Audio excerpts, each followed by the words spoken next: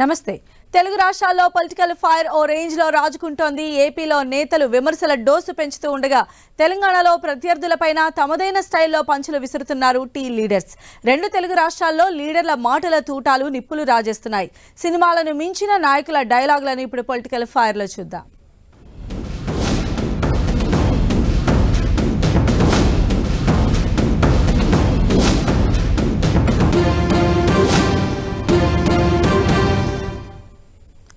Congress target గా మాజీ మంత్రి కేటీఆర్ విమర్శలు గుప్పించారు. కాళేశ్వరం పైన కాంగ్రెస్ కు అవగాహన లేదన్నారు. మేడిగడ్డ కట్టిందే కేసీఆర్ అన్నారు. కాళేశ్వరం ప్రాజెక్టు చూడాల్సింది తాము కాదని కాంగ్రెస్ నేతలని చెప్పారు. చిన్న చిన్న లోపాలు ఉంటే ఎత్తి చూపాలి కానీ రాజకీయం కోసం వాడుకుంటున్నారని ఆరోపించారు. మరోవైపు పార్టీ నుంచి ఒకరిద్దరు వెళ్లినా వచ్చే నష్టమేం లేదన్న కేటీఆర్ రాజకీయాల్లో హత్యలు ఉండవని, బలవన్ మరణాలే ఉంటాయన్నారు. వాళ్ళు ఎంత మేడిగడ్డ కట్టిందే కేసీఆర్ గారు, కాళేశ్వరం కట్టిందే కేసీఆర్ గారు. అల్టిమేట్ గా కాళేశ్వరం అనే ప్రాజెక్ట్ లో వాళ్ళకు ఆగలేదు ఏది ఎందుకంటే కాళేశ్వరం ప్రాజెక్ట్ యొక్క గొప్పతనం తెలుసుకోవాలని తప్పకుండా వాళ్ళు వెళ్ళొచ్చు, చూడవచ్చు. ప్రపంచంలోనే అతిపెద్ద లిఫ్ట్ ఇరిగేషన్ ప్రాజెక్ట్ కాళేశ్వరం. దానిలో ఒక మేడిగడ్డ బరాజ్లో ఏదో చిన్న సమస్య వస్తే దాన్ని భూతత్వంలో పెట్టి కాళేశ్వరం ఫెయిల్ అయిందని ఎవరైనా చెప్పాలనుకుంటే అది వాళ్ళ మూర్ఖత్వం అవుతుంది. ఎందుకంటే సూర్యుడి మీద ఉమ్మేస్తే వచ్చి మన మొమ్మ మీద పడుతుంది. కాళేశ్వరం ప్రాజెక్ట్ యొక్క ఒక్కసారి మొత్తం డెప్త్ ఏంటనేది వాళ్ళు అర్థం చేసుకుంటే ఎన్ని బరాజులు ఉన్నాయి, ఎన్ని పంప్ హౌసెస్ ఉన్నాయి, ఎన్ని గ్రావిటీ కెనాల్స్ ఉన్నాయి, ఎన్ని టన్నల్స్ ఉన్నాయి, ఇది వాళ్ళు ఒకసారి చూసి తెలుసుకొని కొంత ఇంగిత జ్ఞానం కూడా తెచ్చుకుంటే కాంగ్రెస్ వాళ్ళు కూడా మంచిది. కట్టిందే మేము స్వామి, వాళ్ళు చూడాలి, మేంగా చూడాల్సి. సరే, ఎవరైనా ఒకరో ఇద్దరు పార్టీ నుంచి పోతారు అని మీరు రాజకీయాల్లో హత్యలు ఉండవు, ఆత్మహత్యలు ఉంటాయంటారు. అట్లాగే వాళ్ళు ఎవరైనా కాంగ్రెస్లోకి పోవాలని ఎవరైనా అనుకుంటే అది వాళ్ళ కర్మ. తెలంగాణ సర్కార్ పైన ఫుల్ రేంజ్ లో ఫైర్ అయ్యారు మరో మాజీ మంత్రి హరీష్ రావు. కాంగ్రెస్ ఇచ్చిన హామీలను బడ్జెట్ లో విస్మరించారని ఆరోపించారు. రాష్ట్రంలో విద్యుత్ కోతలు తప్పవనే సంకేతాలు బడ్జెట్ ద్వారా తెలుస్తోందన్నారు. కాంగ్రెస్ సర్కార్ అన్ని హామీలను నిలబెట్టుకోవాలని డిమాండ్ చేశారు. ఓపెన్ మార్కెట్ బారోయింగ్స్ కింద 40,000 కోట్ల రూపాయల అప్పులు మేము గతంలో పోయిన ఆర్థిక సంవత్సరంలో మేము తెస్తే ఈ సంవత్సరం బడ్జెట్లో వీళ్ళు 59,625 కోట్లు పెట్టారు. అంటే మేము గత సంవత్సరంలో తెచ్చిన అప్పుల కంటే 19,000 కోట్ల రూపాయలు అదనంగా అప్పు తెస్తామని బడ్జెట్లో పెట్టినారు. మరి ఆ రోజేమో అప్పులు అని గోబల్స్ ప్రచారం చేస్తుంది. ఇలా మాకంటే ఎక్కువ అప్పులు తెస్తామని బడ్జెట్లో పొందు పరిస్థితి. ఇలా నేతి బీరకాయలో నెయ్యి ఎంత ఉందో కాంగ్రెస్ మాటల్లో నిజమంత ఉన్నదని అర్థమైతలేదా? ఇలా కాంగ్రెస్ పార్టీ నిజస్వరూపం బయటపడ్డది. ఎందుకంటే అన్నం ఉడికిందా లేదా చూడాలంటే ఒక మెతుకు ముట్టుకుంటే తెలుస్తుంది. మీ మొదటి బడ్జెట్ ప్రసంగంతోనే, మీరు ప్రవేశపెట్టిన బడ్జెట్తోనే ఈ రాష్ట్ర ప్రజలకు అర్థమైపోయింది కాంగ్రెస్ పార్టీ రాష్ట్ర ప్రజల్ని మోసం చేసింది, దగా చేసింది, 6 గ్యారంటీలను తుంగలో దొక్కింది, ప్రజలకు ఇచ్చిన హామీలను విస్మరించింది, రైతుల నడ్డీ విరిచింది, మహిళలకు దగా చేసింది, నిరుద్యోగ యువతను నట్టేట. కాంగ్రెస్ పైన హరీష్ అన్న ఫైర్ అవుతుంటే మరోవైపు ఆయనపై తీవ్రస్థాయిలో మండిపడ్డారు తెలంగాణ కాంగ్రెస్ వర్కింగ్ ప్రెసిడెంట్ జగ్గారెడ్డి. ప్రభుత్వంలో ఉన్నప్పుడు ఏతులు, ప్రతిపక్షంలో ఉన్నప్పుడు నీతులు మాట్లాడడం హరీష్ రావుకు అలవాటేనన్నారు. హరీష్ రావు పెద్ద డ్రామా ఆర్టిస్ట్ అని, నిజంగా ఆయన పాపాల భైరవుడేనని విమర్శల్లో పదును పెంచారు.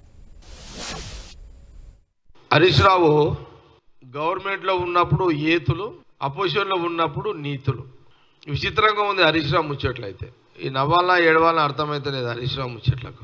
1,000 కోట్ల రూపాయలు గాయమైపోయినాయి. మార్కెట్లో పైసనే లేదు, అసలు మార్కెట్లో డబ్బులు లేవు. హరీష్ రావు 5,000 కోట్లు. కవిత ఎంత చేసిందో తెలియదు, ఆ సంతు ఎంత చేసిందో తెలియదు, సంతోష్ ఎంత చేసిండో తెలియదు. కాబట్టి అసలు మార్కెట్లో మేము పైసల్ని ఖర్చులో పైసలు దొరుకుతున్నాం. మార్కెట్లో పైసలంతా ఇలా ఫ్యామిలీ దగ్గరనే ఉన్నది. హరీష్ రావు పైన జగ్గారెడ్డి ఓవైపు మాటల తూటాలు పేలిస్తే మరోవైపు సీఎం రేవంత్ ను టార్గెట్ చేశారు మాజీ మంత్రి జగదీష్ రెడ్డి. ఓటుకు నోటు కేసులో అధికారాన్ని అడ్డుపెట్టుకుని తప్పించుకోవాలని చూస్తున్నారని రేవంత్ పైన మండిపడ్డారు. అందుకే విచారణను పక్క రాష్ట్రాలకు మార్చాలని ఆయన డిమాండ్ చేశారు. ముఖ్యమంత్రి వారే, హోంమంత్రి వారే ఏసీబీ ఏదైతే కేసు నడపాలో ఏసీబీ వారి కంట్రోల్లోనే ఉంటుంది, ప్రాసిక్యూషన్ వారి కంట్రోల్లోనే ఉంటుంది పూర్తిగా. కాబట్టి సాక్ష్యాలు ఇది మీద అవకాశం ఉంది, తన అవకాశం ఉంది, డిఫరెన్స్ అనే అవకాశం ఉంది. అందుకే దాన్ని ఈ చుట్టుపక్కల ఏ ఇన్ఫ్లుయెన్స్ లేకుండా ఉండాలని చెప్పి మధ్యప్రదేశ్లో కాంపిటెంట్ కోర్టు ఇక్కడ ఏ కోర్టు అయితే విచారణ చేస్తుందో ఈ సర్వే కోర్టు అక్కడికి ట్రాన్స్ఫర్ చేయండి అని చెప్పి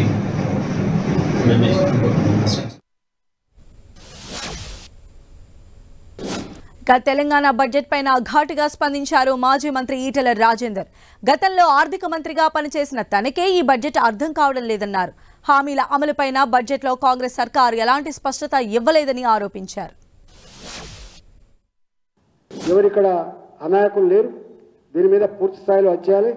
లేకపోతే తప్పకుండా మీకు ప్రజాక్షేత్రంలో అడుగుడు తప్పదు, ప్రజాక్షేత్రంలో తప్పకుండా మీకు తిరస్కరణ తప్పదు. కాబట్టి మీరు వీటి పట్ల స్పష్టత ఇవ్వాలని చెప్పి భారతీయ జనతా పార్టీగా మేము డిమాండ్ చేస్తా ఉన్నాం.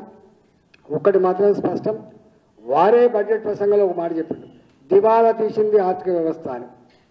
జీతాలు కూడా ఇవ్వలేని పరిస్థితిలో ఉన్నామని చెప్పిండు. దివాలా తీసిన ఈ రాష్ట్రంలో జీతాలు కూడా ఇవ్వలేని ఈ రాష్ట్రంలో మీరు రైతు రుణమాఫీ కావచ్చు, మహిళలకు ఇచ్చే 10 లక్షల రూపాయలు కావచ్చు, నిరుద్యోగ వృత్తి కావచ్చు, మహిళలకు ఇచ్చే 2,500 రూపాయలు కావచ్చు, నీవు ఇచ్చినటువంటి హామీలన్నీ అమలవుతాయా, ఎట్లా అమలవుతాయి? దీని మీద నేను మాజీ ఆర్థిక మంత్రిగా నాకే అర్థమైతే లేదు, సామాన్యులకైతే అసలే అర్థమయ్యే ఆస్కారం లేదు. కాబట్టి దీని మీద మరింత స్పష్టత కాంగ్రెస్ పార్టీ ఇవ్వాల్సిన బాధ్యత ఉందని. బడ్జెట్ పై బీఆర్ఎస్ నేత సత్యవతి రాథోడ్ కూడా ఫుల్ రేంజ్ లో ఫైర్ అయ్యారు. బడ్జెట్ కోసం ఎంతో ఆశతో ఉన్నామని, కానీ తమకు నిరాశే మిగిలిందన్నారు. కాంగ్రెస్ సర్కార్ ఇచ్చిన హామీలకు బడ్జెట్ లో కేటాయింపులు పెద్దగా లేవన్నారు. ప్రజా అవసరాలకు అనుగుణంగా బడ్జెట్ రూపొందిస్తే బాగుండేదన్నారు. మహిళలకు బడ్జెట్ లో పెద్దగా కేటాయింపులు లేవన్నారు. ఇప్పటికీ బీఆర్ఎస్ ప్రభుత్వం అమలు చేస్తున్న హామీలను నెరవేరుస్తూనే మేము అదనంగా ఇస్తామన్న వాటికి బడ్జెట్ కేటాయింపులు చూపించాల్సిన అవసరం ఉండే, కానీ అలా చూపించలేదు.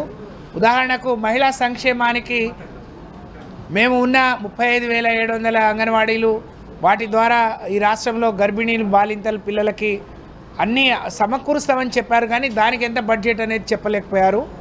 అంటే వాళ్ళు చెప్పిన, ప్రజల్లో చెప్పిన విషయాలకు బడ్జెట్లో పెట్టిన ప్రతిపాదనలకు ఎక్కడ పొంతన లేనట్టు కనిపించింది, అవగాహన లేనట్టు కనిపించింది. గత ప్రభుత్వాల్ని విమర్శించడానికి పెట్టిన శ్రద్ధ ఆ బడ్జెట్ రూపకల్పనకు పెట్టి ఉంటే బాగుండేది. ప్రజల అవసరాలు ఏంటో తెలుసుకొని తయారు చేస్తే బాగుండేది. ప్రజలను మోసం చేసేలా తెలంగాణ బడ్జెట్ ఉందన్నారు బీజేపీ ఎమ్మెల్యే మహేశ్వర్ రెడ్డి. ఇది హామీ ఎగవేతల బడ్జెట్ అని, ఇది అచ్చం బీఆర్ఎస్ సర్కారు బడ్జెట్లా ఉందన్నారు. హామీల అమలుకు నిధులు ఎలా తెస్తారో బడ్జెట్లో చెప్పలేదని, ప్రభుత్వానికి సరైన ప్రణాళిక లేదన్నారు.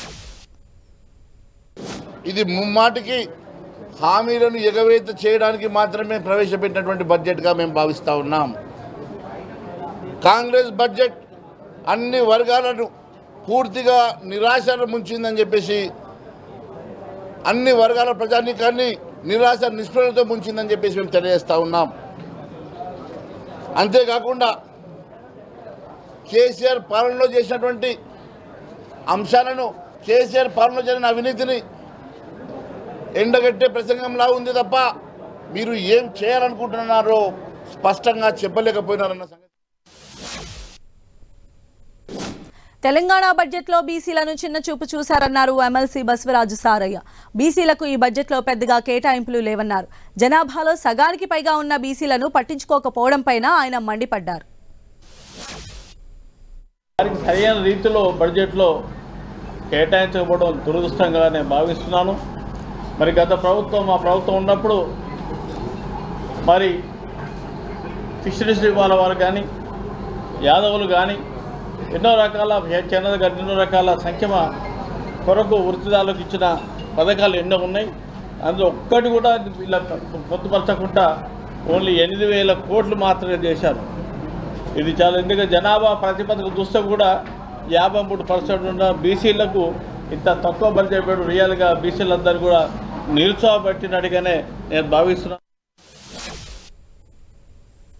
బడ్జెట్ పైన ప్రతిపక్షాల డైలాగ్ వారు కొనసాగితే మరోవైపు తెలంగాణ సంస్కృతిని రేవంత్ సర్కార్ అవమానిస్తోందని మండిపడ్డారు ఎమ్మెల్సీ దేశపతి శ్రీనివాస్. మిషన్ కాకతీయలో భాగంగా చెరువుల్లో పూడిక తీశారని, మళ్లీ కాంగ్రెస్ సర్కార్ చెరువులను పూడ్చుతారా అని ప్రశ్నించారు. తెలంగాణ వాళ్లు నగలు పెట్టుకోరని కాంగ్రెస్ చెబుతోందని, మరి రేవంత్ రెడ్డి కుటుంబ సభ్యులు ఫంక్షన్స్ కు వెళితే ఎందుకు నగలు వేసుకుని వెళుతున్నారని ప్రశ్నించారు. కానీ ఆ వారసత్వ కట్టడాల్ని, దాని నుంచి ఏదన్నా మంచి ఉంటే ఆ మంచిని కాకతీయులు చెరువులు నిర్మించినండి. చెరువులు నిర్మించడం వల్ల ఇవాటికి తెలంగాణ ప్రజలకు అవి ఆదరువుగా ఉన్నాయి. అవి మరి అవన్నీ రాచరిక చిహ్నాలు అయితే ఆ చెరువులను కూడా చెరువులన్నీ పూర్తి చేస్తారా? మిషన్ కాకతీయ అనే పేరుతో ఆ చెరువులన్నీ పునరుద్ధరించారు. కేసీఆర్ గారు ఆనవాళ్ళని తిరిగి పూడిక నింపుతారా? మరి ఆ కట్టలన్నీ తీసేస్తారా? ఆనవాళ్ళు చెరిపేయడం అంటే ఏమిటి అసలు? తర్వాత కాకతీయ కళాతోరణం అనేది అది ఒక తెలంగాణ ఒకనాడు చాలా సంపద్వంతమైన సమాజంగా ఉంది అని చెప్పడం కోసం కొన్ని నగలు ఉన్నాయి, నగలు వేసుకోరా, ఇవాళ తెలంగాణ వాళ్ళు వజ్రవైడూర్యాలు వేసుకోరని ఒక స్టేట్మెంట్ ఇచ్చేసినారు. అయ్యో ఎవరు వాళ్ళ సోషల్ మీడియాలో ఫోటో కూడా పెట్టినారు. రేవంత్ రెడ్డి గారి కుటుంబం వాళ్ళే పెళ్లికి పోతే బ్రహ్మాండమైన ఆభరణాలు పెట్టుకున్నారు. తెలంగాణ వాళ్ళు ఆభరణాలు పెట్టుకోరంటే ఎట్లనండి? ఆభరణాలు ఉండాలి, ఇక్కడ స్త్రీలు కూడా దర్జాగా ఉండాలి అని చెప్పి ఒక కోరిక. అదేమి పెద్దంత నేరం కాదు. దాన్ని ఇప్పుడు మార్చేస్తామంటున్నారు. అవేమో మొత్తం ఊర్లలో అంతటా ప్రతిష్ఠించి ఉన్నాయి. దానికి అప్పుడు ప్రజల ఆమోదం కూడా వచ్చింది. ఇప్పుడు దాన్ని మార్చాల్సినటువంటి అవసరం ఏమిటో, దాని మీద ఈ చర్చ అంతా ఎందుకో నాకైతే అర్థం కానటువంటి పరిస్థితి ఉన్నది. Welcome back. రాజశేఖర రెడ్డి పాలనలో వ్యవసాయం పండగని, కానీ సీఎం జగన్ పాలనలో వ్యవసాయం దండగాని ఎద్దేవా చేశారు వైఎస్ షర్మిల. రైతులంటే జగన్కు ఎందుకంత చిన్న చూపని ప్రశ్నించారు. చంద్రబాబు ప్రత్యక్షంగా, సీఎం జగన్ పరోక్షంగా బీజేపీతో పొత్తు పెట్టుకున్నారని ఆమె ఆరోపించారు. జగనన్న గారంటే నాకేం దేశం లేదు, నా రక్తమే. కానీ ఇది సిద్ధాంతపరమైన వ్యతిరేకం మాత్రమే. మేమంటున్నది ప్రజలు మీకు ఓట్లేస్తే మీరు ముఖ్యమంత్రులు అయ్యారు. అలాంటప్పుడు ప్రజలకు మీరు మేలు చేయాల్సిన బాధ్యత ఉందా లేదా అని మేము ప్రశ్నిస్తున్నాం. వ్యవసాయం రాజశేఖర రెడ్డి గారికి అంత ముఖ్యమైనప్పుడు ఆయన ఆశయాలను నిలబెడుతున్నామని చెప్తున్న జగనన్న గారికి రైతులంటే ఎందుకంత చిన్న చూపు, వ్యవసాయం అంటే ఎందుకంత చిన్న చూపు? సర్కారే మద్యం అమ్ముతుంది, వాళ్ళు అమ్మిందే కొనాలి, వాళ్ళకి ఎంతకు అమ్ముతే అంతకే కొనాలి. వాళ్ళు రెట్టింపు ధర పెడితే రెట్టింపు ధరకు కొనాలి. వాళ్ళు బూమ్ బూమ్ అమ్మితే బూమ్ బూమ్ కొనాలి. వాళ్ళు స్పెషల్ స్టేటస్ అమ్మితే స్పెషల్ స్టేటస్ కొనాలి. వాళ్ళు మెగా డిఎస్సీ కూడా మెగా డిఎస్సీ అమ్మితే మెగా డిఎస్సీ కొనాలి. ఎక్కడయ్యా నీ వాగ్దానాలు అంటే అన్ని మద్యం షాపులో ఉన్నాయి. ఒకరేమో ప్రత్యక్షంగా బీజేపీ పార్టీతో పొత్తు పెట్టుకోపోతున్నారు చంద్రబాబు గారు, ఇంకొకరేమో పరోక్షంగా జగనన్న గారికి ఎప్పటి నుంచో పొత్తుంది బీజేపీ పార్టీలు. ఈ పొత్తులు మనకు అర్థం కావు, ఈ రాజకీయాలు మనకు అర్థం కావు. షర్మిలతో పాటు వైసీపీపై మండిపడ్డారు ఏపీ బీజేపీ చీఫ్ పురంధేశ్వరి. ఆంధ్రప్రదేశ్లో విధ్వంసకర, విద్వేషపూరిత పాలన కొనసాగుతోందని ఆరోపించారు. రాష్ట్రానికి పెట్టుబడులు రావడం లేదని, ఉద్యోగ నోటిఫికేషన్లు లేక, కొత్త కంపెనీలు రాక నిరుద్యోగులకు ఉపాధి లేకుండా పోయిందన్నారు. ఒక్క పెట్టుబడి, ఎందుకంటే రాష్ట్రంలో ఇక్కడ విధ్వంసకర పాలన, విద్వేషపూరిత పాలన, కక్షపూరిత పాలన ప్రజలు చూసినటువంటి నేపథ్యంలో ఒక్క పెట్టుబడి కూడా ఇవాళ రాష్ట్రంలోకి రాలేదు. దానివల్ల మన బిడ్డలకి ఉపాధి కూడా లేనటువంటి పరిస్థితి, కలగనటువంటి పరిస్థితి మనం అందరం చూస్తున్నాం. జగన్ సర్కార్ పైన ఓవైపు పురంధేశ్వరి మండిపడుతుంటే మరోవైపు వైసీపీ నేతలపైన ఫుల్ ఫైర్ అయ్యారు మాజీ మంత్రి కొల్లు రవీంద్ర. చంద్రబాబు, పవన్ కళ్యాణ్ పై అవాకులు చవాకులు పేలితే చూస్తూ ఊరుకోబోమని హెచ్చరించారు. టీడీపీ, జనసేన పొత్తును ప్రజలు కోరుకుంటున్నారన్నారు. ఇవాళ జగన్మోహన్ రెడ్డి, వైఎస్ఆర్ పార్టీ నాయకులు పొత్తుల గురించి మాట్లాడతాం. ఇవాళ జనసేన గురించి మాట్లాడారు, పవన్ కళ్యాణ్ గారి గురించి రకరకాలుగా మాట్లాడారు. ఇవాళ ఈ పొత్తు తెలుగుదేశం జనసేన కోరుకున్నది కాదు, ప్రజలు కోరుకున్న పొత్తు ఇది. ప్రజలు ఈ రాష్ట్రాన్ని కాపాడడానికి తెలుగుదేశం పార్టీ, జనసేన ఇంకా ఎవరు వచ్చినా కలిసి వెళ్ళాలని చెప్పి ప్రజలు కోరుకున్నటువంటి పొత్తు ఈరోజు జరుగుతున్నటువంటి పొత్తులు. అందులో భాగంగా జనసేన తెలుగుదేశం కలిస్తే మరి చంద్రబాబు నాయుడు గారికి భారతీయ జనతా పార్టీ నుంచి పిలుపు వస్తే మాట్లాడతాకెళ్తాంటే వీళ్ళు ఒక్కొక్కళ్ళు ఫ్యాంట్లు తడిచిపోతున్నాయి. ఓవైపు కొల్లు రవీంద్ర వైసీపీ నేతలపై ఫైర్ అవుతుంటే మరోవైపు సీఎం జగన్ ను టార్గెట్ చేశారు మాజీ మంత్రి కాల్వ శ్రీనివాసులు. లోకేష్ శంకారావంతో సీఎం జగన్ కి నిద్ర పట్టడం లేదని, ఆ పార్టీ నేతల్లో గుబులు మొదలైందన్నారు. వచ్చే ఎన్నికల్లో టీడీపీ కూటమే విజయం సాధిస్తుందని ఆయన ధీమా వ్యక్తం చేశారు. నారా లోకేష్ పూరించిన ఈ శంఖారావం వైసీపీ గుండెల్లో గుబులు పుట్టిస్తూ ఉంది. వాళ్ళ గుండెల్లో రైళ్లు పరిగెత్తిస్తూ ఉంది. ముఖ్యంగా జగన్మోహన్ రెడ్డికి నిద్రలేని రాత్రులను మిగిల్స్తూ ఉంది. కాబట్టి శంఖారావం ప్రారంభం కాకముందే వైసీపీలో ప్రకంపనలు మొదలయ్యాయి. ప్రజలను, కార్యకర్తలను కలుసుకోవడం ప్రారంభమయ్యాక తెలుగుదేశం పార్టీ మరింత బలోపేతం కావడానికి,